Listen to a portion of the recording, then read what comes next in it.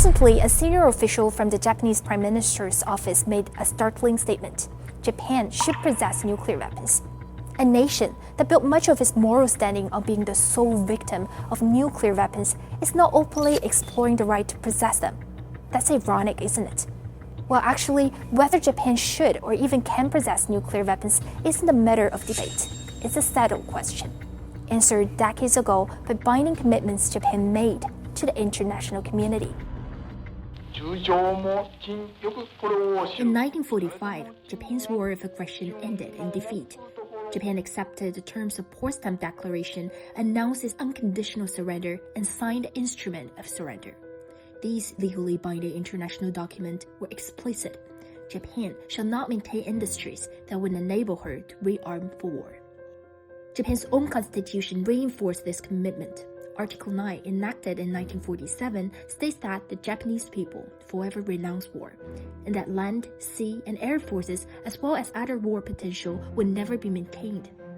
In 1967, then Prime Minister Isaku Sato articulated Japan's 3 non-nuclear principles: not possessing, not producing, and not permitting the introduction of nuclear weapons into Japanese territory, a policy that has guided Japan's nuclear stance ever since.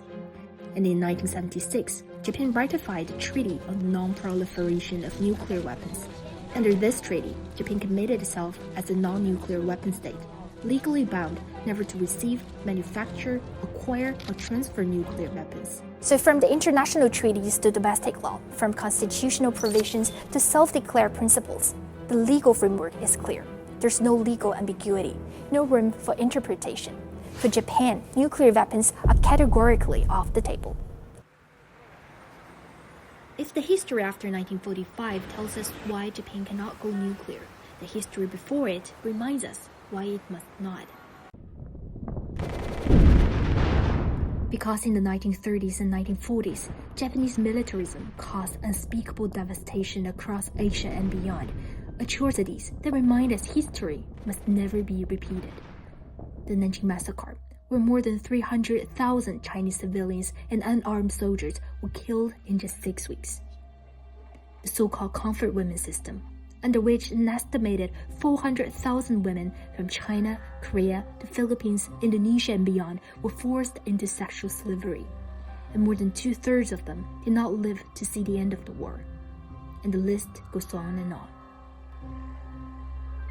For decades, Japan's right-wing forces have tried to bury this history, whitewashing textbooks, denying atrocities, and recasting Japan solely as the victim of atomic bombings.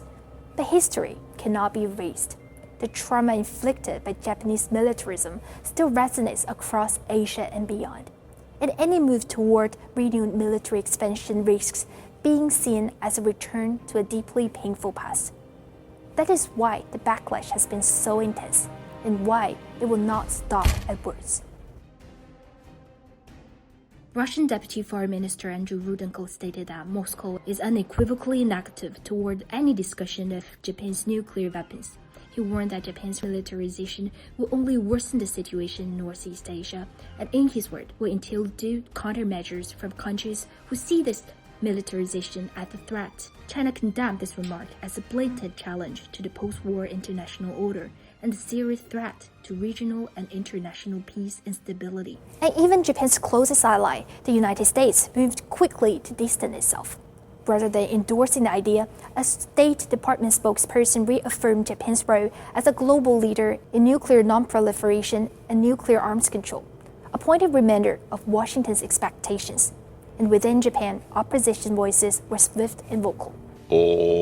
国是とも言うべき非核三原則はやっぱり厳守していくべきだと思っておりますので、早急におやめいただくということが、妥当ではないかなというふうに思います。私たちが80年間努力してきたことにね、水を差すわけですから、本当人の気持ちを何と思ってるのかと思いますね。Taken together, these reactions point to a fundamental truth. Japan's nuclear ambition is a non-negotiable red line. Crossing this line would trigger a series of security crises, including armed races, escalated missile deployments, and potentially even more severe military confrontations. And the stakes could not be higher. and a region ringed by nuclear powers. Nuclear armament would not protect Japan. It would put it directly in the crosshairs. It's not the path to self-defense, but the path to self-destruction.